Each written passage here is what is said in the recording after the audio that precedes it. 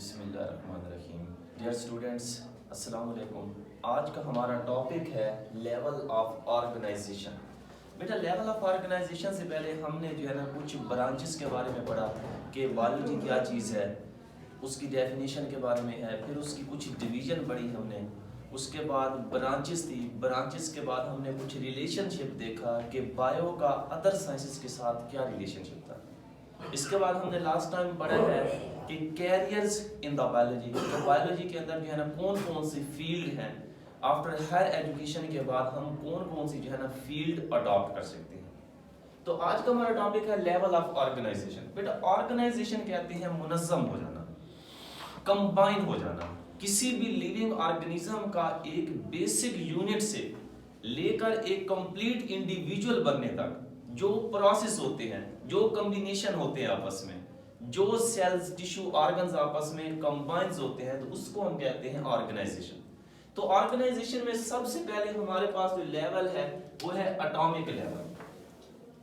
Atomic level के अंदर क्या है? एटम। एटम हम क्या है? बेसिक यूनिट है, चाहे हमारे पास कोई लिविंग ऑर्गेनिज्म है, चाहे हमारे पास नॉन लिविंग ऑर्गेनिज्म है। अगर हम किसी लिविंग ऑर्गेनिज्म की बात करते हैं तो उसका बेसिक यूनिट जो है वो भी एक एटम है। एटम से जो है ना स्टार्ट होते हैं, उसकी लाइफ जो है ना स्टार्ट होती है। उसके बाद अगर हम किसी नॉन लिविंग की बात करते हैं, जिस तरह हमारे पास टेबल है, पॉइंटर है, पेंसिल है, ठीक है, जो चीज भी है, जो लिविंग नॉन लिविंग ऑर्गेनिज्म इस यूनिवर्स में एग्जिस्ट करते हैं, that is made up of a basic unit known as a atom कहते हैं। तो एटम्स क्या है? हमारे पास all living things and non-living things made up of a basic unit is called atom. इसके बाद हमारे पास नेक्स्ट है सब एटॉमिक लेवल। ये जो हमारे पास एटम है इसके अंदर भी कुछ पार्टिकल्स होते हैं, सब एटॉमिक पार्टिकल्स उन्हें हम कहते हैं। और वो सब एटॉमिक पार्टिकल कौन कौन से हमारे पास हैं? इलेक्ट्रॉन्स हैं, प्रोटॉन्स हैं, neutrons and star and more than one atom exist the more than 100 जो है ना सब एटॉमिक पार्टिकल। एक एटम के अंदर 100 से ज्यादा भी जो है ना सब एटॉमिक पार्टिकल्स होते हैं। और ये जो हमारे पास एलिमेंट्स हैं, इलेक्ट्रॉन्स है, प्रोटॉन्स है, न्यूट्रॉन्स है, ये फंडामेंटल पार्टिकल है, बेसिक जो है ना हमारे पास सब एटॉमिक्स हैं। तो ये सारे जब सब एटॉमिक पार्टिकल्स आपस में कंबाइंस होंगे तो वो क्या बनाएंगे? एक एटम्स बनेंगे। इसके बाद नेक्स्ट हमारे पास टॉपिक है बायो एलिमेंट्स। बायो मीन्स क्या है? Life, living organism.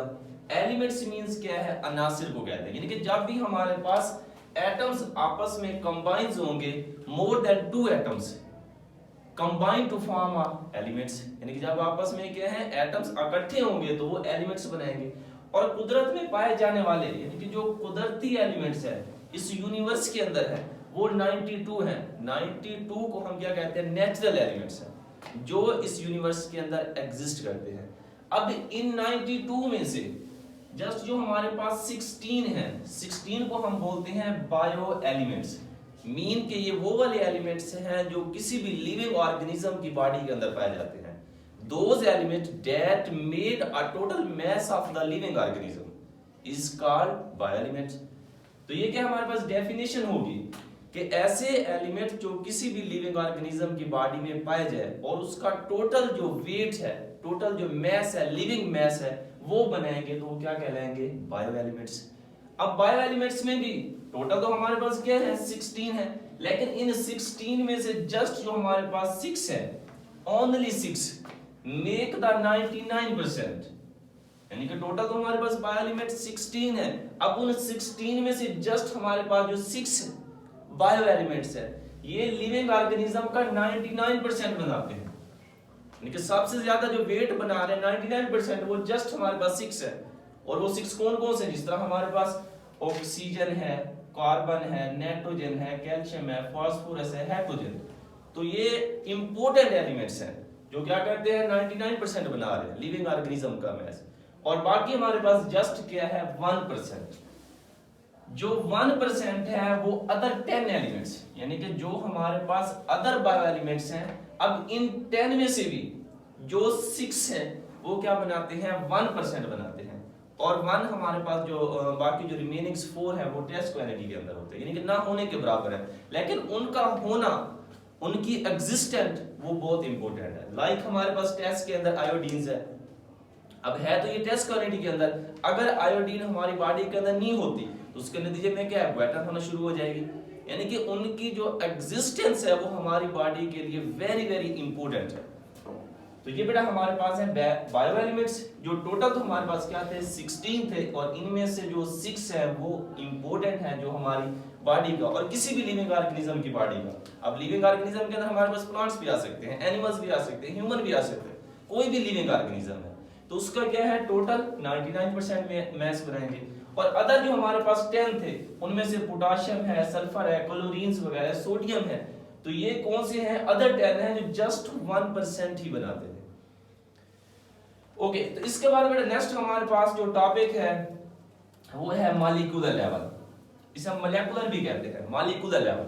अब मॉलिक्यूलर लेवल के अंदर क्या है हमारे पास कि जितने भी बायो एलिमेंट्स थे, हमने लास्ट टाइम पढ़ा है अभी कि जो बायो एलिमेंट्स है, अब बायो एलिमेंट्स के हैं 16, और ये जितने भी 16 हैं कभी भी ये क्या है बेटा आइसोलेटेड फॉर्म के अंदर नहीं होंगे। मीन के हमारे पास जो बायो एलिमेंट्स है, क्लोरीन्स है, तो कभी भी ये Cl की फॉर्म में नहीं होगा, सोडियम है तो कभी भी वो आइसोलेटेड फॉर्म के अंदर नहीं है। अब हमारे पास अगर ऑक्सीजन है तो कभी भी वो एटम्स की फॉर्म में एग्जिस्ट नहीं करेगा। तो ये जितने भी हमारे पास बायो एलिमेंट्स हैं वो किस फॉर्म के अंदर एग्जिस्ट करेंगे, मॉलिक्यूल और कंबाइंड फॉर्म के अंदर, इस फॉर्म के अंदर यानी कि कंबाइंड फॉर्म के अंदर जो है ना एग्जिस्ट करते हैं। और ये जो आपस में कंबाइन होते हैं वो डिफरेंट जो है ना बॉन्ड के थ्रू, या तो वो क्या होंगे आयोनिक बॉन्ड के थ्रू कंबाइन हो रहे होंगे, या फिर क्या है हमारे पास कोवलेंट बॉन्ड। यानी कि जितने भी हमारे पास बायो एलिमेंट्स हैं कभी भी ये आइसोलेटेड फॉर्म के अंदर एग्जिस्ट नहीं करते किसी भी लिविंग बॉडी के अंदर। जब भी इन्होंने एग्जिस्ट करना है तो किस फॉर्म के अंदर एग्जिस्ट करेंगे, कंबाइंड फॉर्म के अंदर। अब इनका जो कंबाइन होना है या तो वो आयोनिक बॉन्ड के थ्रू कंबाइन हो रहे होंगे या फिर क्या है कोवलेंट बॉन्ड के थ्रू।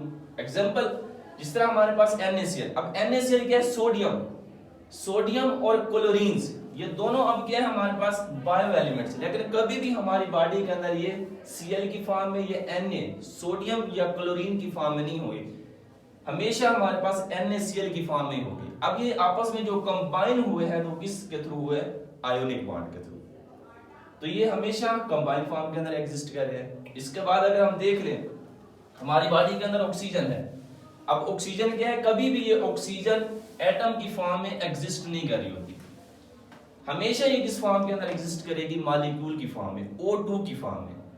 तो इसे हम क्या कहते हैं, यानी कि जो है ना कोवलेंट बॉन्ड के थ्रू ये आपस में कंबाइन हो। इसके बाद हमारे पास CO2 है तो ये भी क्या है कंबाइंड फॉर्म के अंदर है, कभी भी हमारे पास C अलग नहीं होगा।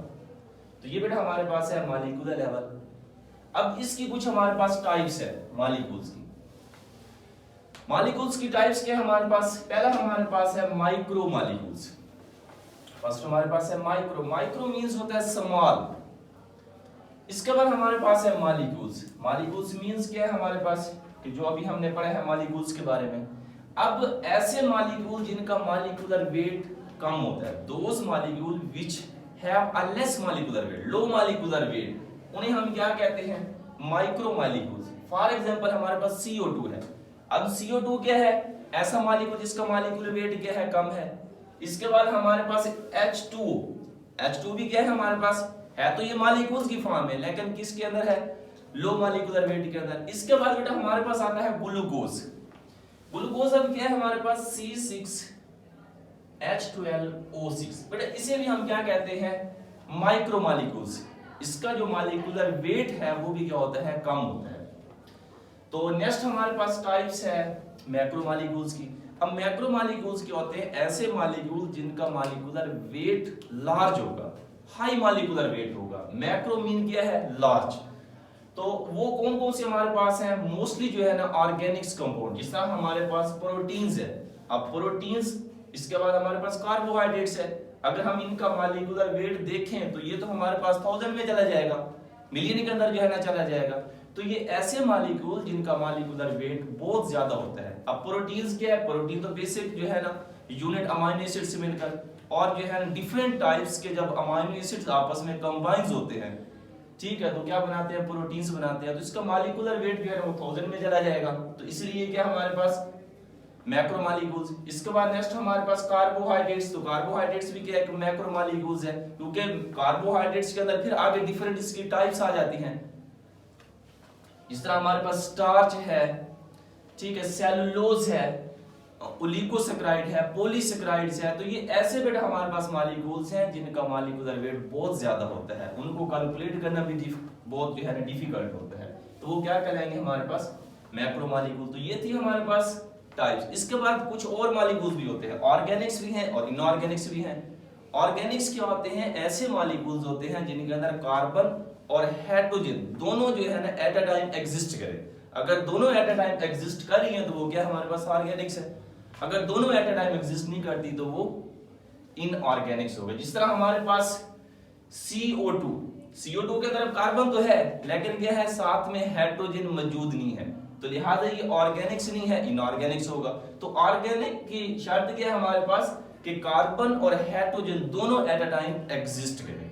अगर एग्जिस्ट कर रहे हैं तो वो क्या है ऑर्गेनिक्स है, अदरवाइज वो क्या है हमारे पास इनऑर्गेनिक, या इन्हीं के जो डेरिवेटिव होंगे। जिस तरह हमारे पास बेंजीन वगैरह है तो वो क्या है इन्हीं के डेरिवेटिव है, तो वो क्या बनेगी बेटा ऑर्गेनिक्स। और ऑर्गेनिक्स के एग्जांपल क्या हमारे पास प्रोटीन्स है, कार्बोहाइड्रेट्स है, ठीक है, अल्कोहल है, ईथर है, बेंजीन वगैरह। तो ये सारे क्या है हमारे पास ऑर्गेनिक्स है। और इनऑर्गेनिक्स के अंदर क्या है कि ऐसे मॉलिक्यूल जिसके अंदर कार्बन और हाइड्रोजन दोनों एट अ टाइम एग्जिस्ट ना करें। जिस तरह हमारे पास देख लें H2 के अंदर, अब H2 के अंदर हाइड्रोजन तो मौजूद है लेकिन कार्बन नहीं है। CO2 के अंदर क्या है कार्बन तो है लेकिन हाइड्रोजन, तो दोनों एट अ टाइम एग्जिस्ट नहीं करें। ये तो बेटा हमारे पास था मॉलिक्यूलर लेवल। इसके बाद नेक्स्ट हमारे पास है organelles and cell level, organ level और सेल लेवल। तो ये बेटा हमारे पास जो सेल है देखा जाए तो ये हमारे पास बेसिक यूनिट है। अब सेल क्या चीज है कि कोई भी लिविंग ऑर्गेनिज्म है, चाहे हमारे पास प्लांट्स हैं, एनिमल्स हैं, ह्यूमन है, उसका जो बेसिक यूनिट होता है जिससे उसकी शुरुआत हो रही होती है उसे हम क्या कहते हैं सेल कहते हैं। तो सेल क्या है the structural and functional unit of any life, चाहे वो हमारे पास प्लांट लाइफ हो सकती है, ह्यूमन लाइफ है या अदर एनिमल लाइफ, तो वो क्या कहलाएंगे हम उसको सेल्स बोलेंगे। अब सेल्स के अंदर हम देखें तो इसकी भी टाइप्स है। जिस तरह हमारे पास पहला है प्रोकैरियोटिक सेल। प्रोकैरियोटिक सेल्स क्या है हमारे पास कि ऐसे सेल्स होते हैं जिनके अंदर जो है ना प्रोमिनेंट न्यूक्लियस मौजूद नहीं होता, यानी कि वाज़े उनके अंदर न्यूक्लियस मौजूद नहीं होता, उन्हें हम कहते हैं प्रोकैरियोटिक सेल। और प्रोकैरियोटिक सेल्स के अंदर क्या आते हैं हमारे पास बेसिक जो है ना बैक्टीरिया वगैरह है, साइनोबैक्टीरिया है। तो ये ऐसे ऑर्गेनिज्म हैं जो क्या है जो प्रोकैरियोटिक सेल के अंदर होते हैं और जस्ट जो है ना एक ही सेल से मिलकर बने होते हैं। आगे भी इनकी कुछ टाइप्स हैं, कुछ ऑर्गेनिज्म ऐसे होते हैं जो एक ही सेल पर जो है ना अपनी लाइफ एग्जिस्ट करते हैं, कुछ क्या हमारे पास मल्टी सेलुलर होते हैं, कुछ सिंपल मल्टी सेलुलर ऑर्गेनिज्म होते हैं, यानी मोर देन जो है ना 2 टाइप्स ऑफ द सेल जो है ना वो मौजूद होती है। इसके बाद हमारे पास है यूकैरियोटिक सेल। अब यूकैरियोटिक सेल्स के अंदर क्या है कि ऐसे ऑर्गेनिज्म जिनके अंदर क्या प्रोमिनेंट वाज़े जो है ना न्यूक्लियस मौजूद होगा। अगर उनके अंदर वाज़े न्यूक्लियस मौजूद है तो वो क्या कहलाएंगे हम उनको यूकैरियोटिक सेल्स। अब यूकैरियोटिक सेल की एग्जांपल क्या हमारे पास जितने भी हमारे पास प्लांट्स हैं, अब सारे प्लांट्स क्या हैं यूकैरियोटिक्स हैं। इसके बाद हमारे पास एनिमल्स है, ह्यूमन है, तो ये सारे क्या हैं ऐसे ऑर्गेनिज्म होते हैं जिनके अंदर मल्टी सेलुलर ऑर्गेनाइजेशन मौजूद होती है। तो ये क्या कहलाएंगे हमारे पास यूकैरियोटिक सेल्स। तो ये तो था बेटा हमारे पास सेल्स के बारे में कि कोई भी अगर लिविंग ऑर्गेनिज्म है तो उसका जो बेसिक यूनिट है वो क्या कहलाएगा हमारे पास सेल। अब सेल के अंदर भी कुछ पार्टिकल्स है, जिस तरह हमने पढ़ा है एटम, एटम के अंदर क्या है हमारे पास सब एटॉमिक पार्टिकल्स है। इसी तरह सेल के अंदर भी कुछ सब एटॉमिक सब सेलुलर स्ट्रक्चर मौजूद होते हैं। अब उन सब सेलुलर स्ट्रक्चर को हम क्या कहते हैं ऑर्गेनेल्स कहते हैं। ऑर्गेनेल्स होंगे, जिस तरह हमारे पास क्या है माइटोकॉन्ड्रिया है, गोल्गी बॉडी है, राइबोसोम्स हैं, तो ये सारे क्या है हमारे पास ऑर्गेनेल्स हैं। और ऑर्गेनेल्स क्या है हमारे पास कि जब बनते कैसे हमारे पास कि जितने भी हमारे पास मॉलिक्यूल्स हैं macro and micro molecules combines to form a organelle that perform the specific function is called organelle. तो ऑर्गेनेल्स के अंदर क्या हमारे पास है तो ये सेल के अंदर मौजूद है, सब सेलुलर स्ट्रक्चर है। इस तरह फर्स्ट हमारे पास है माइटोकॉन्ड्रिया। अब माइटोकॉन्ड्रिया क्या है एक ऑर्गेनेल जो सेल के अंदर मौजूद है। अब इसका फंक्शन क्या होता है कि ये सेलुलर रिस्पिरेशन के अंदर जो है इन्वॉल्व होता है, यानी कि कोई भी फूड है जैसे हम उसकी इंजेक्शन करते हैं बॉडी के अंदर इनटेक करते हैं तो उसकी क्या है बेटा ब्रेक डाउन होती है, उसके अंदर जो ऑर्गेनिक्स मॉलिक्यूल है CH बॉन्ड है उसको ब्रेक डाउन किया जाता है। ब्रेक डाउन करने के बाद इससे क्या है हम ATP हासिल करते हैं एनर्जी, जो डेली लाइफ एक्टिविटीज के अंदर जो है ना इन्वॉल्व होती है। तो ये भी क्या है हमारे पास एक ऑर्गेनेलिस है। इसके बाद हमारे पास गोल्गी बॉडी, गोल्गी बॉडी भी क्या है एक ऑर्गेनेलिस है जो सेल्स के अंदर मौजूद है, जो मटेरियल की सेल के अंदर जो है मटेरियल को ये जो है ना ट्रांसपोर्ट वगैरह कर रही होती है, उनकी मॉडिफिकेशन के अंदर इन्वॉल्व होती है। इसके बाद हमारे पास राइबोसोम, तो राइबोसोम एक ऑर्गेनेल है जो क्या करता है कि प्रोटीन्स की फॉर्मेशन में इन्वॉल्व होती है, यानी कि हमारी बॉडी के अंदर जो प्रोटीन सिंथेसिस हो रही है उनकी फॉर्मेशन के अंदर ये ऑर्गेनेल्स इन्वॉल्व है। तो ये सेल के क्या हैं सारे सब सेलुलर स्ट्रक्चर, जिस तरह मैंने आपको बताया है macro and micro molecules combines to form organelle that perform the specific function. हर ऑर्गेनेल का फंक्शन क्या होता है, स्पेसिफिक फंक्शन होता है। इसके बाद नेक्स्ट हमारे पास है टिश्यू लेवल। अब टिश्यू लेवल के अंदर क्या है कि ये वाले जो सेल्स है डिफरेंट टाइप्स के सेल और similar cells combine to form a tissue, यानी कि ग्रुप ऑफ सिमिलर सेल्स, क्या हमारे पास group of similar cells combine to form a tissue that perform the specific function. और इसका फंक्शन भी क्या होता है, स्पेसिफिक फंक्शन होता है। हर ऑर्गेनिज्म, अगर हमारे पास कोई प्लांट टिश्यू है तो प्लांट टिश्यू का क्या है, उसका अपना फंक्शन है। अगर एनिमल टिश्यू है तो उसका क्या है, अपना फंक्शन। और जो चाहे हमारे पास एनिमल्स है या प्लांट्स हैं उनके अंदर भी डिफरेंट टिश्यू है।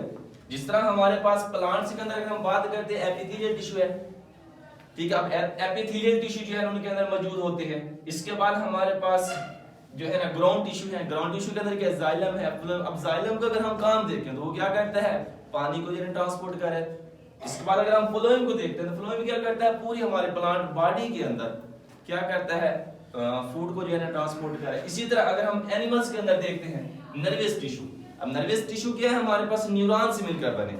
अब न्यूरॉन का काम क्या है कि हमारी पूरी बॉडी के अंदर कम्युनिकेट करे, कम्युनिकेशन का अमल करते हैं, नर्व इंपल्स को जो है ना वो ट्रांसफर करते हैं। इसके बाद हमारे पास मस्कुलर टिश्यू है। अब मस्कुलर टिश्यू के अंदर क्या है कि हमारे पास मसल्स इन्वॉल्व होते हैं, स्मूथ मसल है, कॉर्डिक्स मसल है, ठीक है, स्केलेटल मसल, तो डिफरेंट टाइप्स ऑफ मसल जो है ना इन्वॉल्व। तो बताने का मकसद है कि जितने भी हमारे पास टिश्यू है वो किस चीज से मिलकर बनते हैं, ग्रुप ऑफ सिमिलर सेल। जब सेल्स आपस में कंबाइन होंगे तो टिश्यू बनेंगे और फिर वो टिश्यू जो है ना अपना स्पेसिफिक फंक्शन परफॉर्म करेंगे। तो आज का लेक्चर बेटा हमारा था जो है ना ऑर्गेनरी और सेल लेवल और टिश्यू लेवल।